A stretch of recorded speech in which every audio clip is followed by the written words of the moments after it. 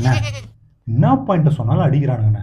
நீ மீடியாக்காரன் தானே, கண்டிப்பாக உங்ககிட்ட நியாயமாக நல்ல கண்டென்ட்லாம் இருக்கும். எனக்கு ஒரு 4 பாயிண்ட் மட்டும் கொடு, மற்றதை நான் பார்த்துக்கிறேன். அவ்வளவுதானே.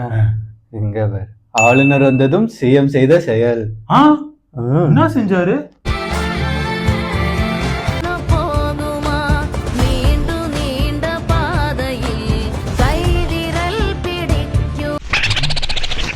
ஆளுநர் வந்தா எல்லாரும் கையெழுத்து தான் கும்பிடுவாங்க, இதெல்லாம் ஒரு கண்டென்ட்டா? இதை எடுத்து போய் நான் வெளில சொன்னா அவன் என்ன செருப்பு கழட்டி அடிப்பான். இது எனக்கு தேவையா? ஏன்னா கடுப்பேத்துறதா நல்ல கண்டென்ட் தான் சொல்லணும். அவ்வளவுதானே. அடுத்த பார், ஏதோ மாஸ்டர் பிளான் இருக்கு. மாஸ்டர் பிளானா? எங்க?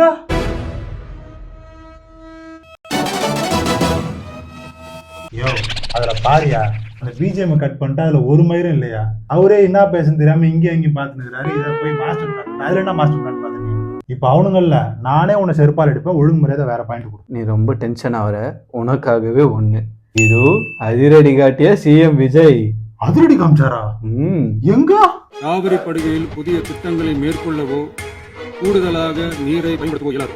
காவிரி பிரச்சனை இரு மாநிலங்களின் உணர்வுபூர்வமான பிரச்சனையாகும். அதனால் கர்நாடக அரசு மேகதாதுவிலோ அல்லது காவிரி படுகையில் வேறு எந்த அதிரடியே இல்லையே. மேகதாது அனாவசியமா பேசியிருக்காரு, தீர்மானம் கொண்டு வந்திருக்காரு, பாராட்டக்கூடிய விஷயம். இதுல என்ன அதிரடி? அவர் பார்த்து அப்படியே படிக்கிறாரு. ஏதோ அதிரடி காட்டிய சிஎம்னா புரியல எனக்கு.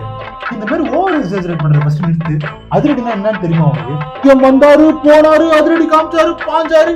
ஏன் அது கூட பரவாயில்ல, என்னத்துக்கு பிஜிஎம்? அங்க பிஜிஎம் இது அவர் பேசுறது, நீ போட்ட பிஜிஎம் ஏதாவது சம்மந்தம் இருக்கா? ஏடா லூசு, அறிவு கடங்க, மென்டல. இப்பெல்லாம் நான் திட்டிட போறேன். அட என்னப்பா நீ எல்லாத்தையும் கோச்சுற. இந்த அமைச்சர் நியூஸ் ஆச்சு பாரு. 2-3 ஆண்டுகளாக இருட்டடிப்பு செய்யப்பட்ட சட்டமன்ற நேரலை மீண்டும் தொடங்கி இருக்கிறது. இனி சட்டமன்ற நேரலை தொடரும்.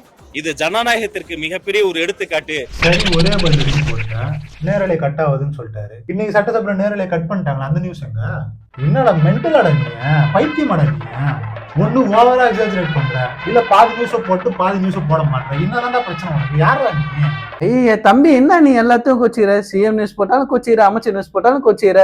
இந்த சிஎம் ஃப்ரெண்டு பாரு, இத்தனை கோடி பேர்ல இங்க எங்கேயாவது ஒரு 4 பேரோ இல்ல அங்க ஏதாவது ஒரு 2 தவறோ நடந்ததுன்னா அதை வந்து அவ்வளோ பூதகரமாக்கி.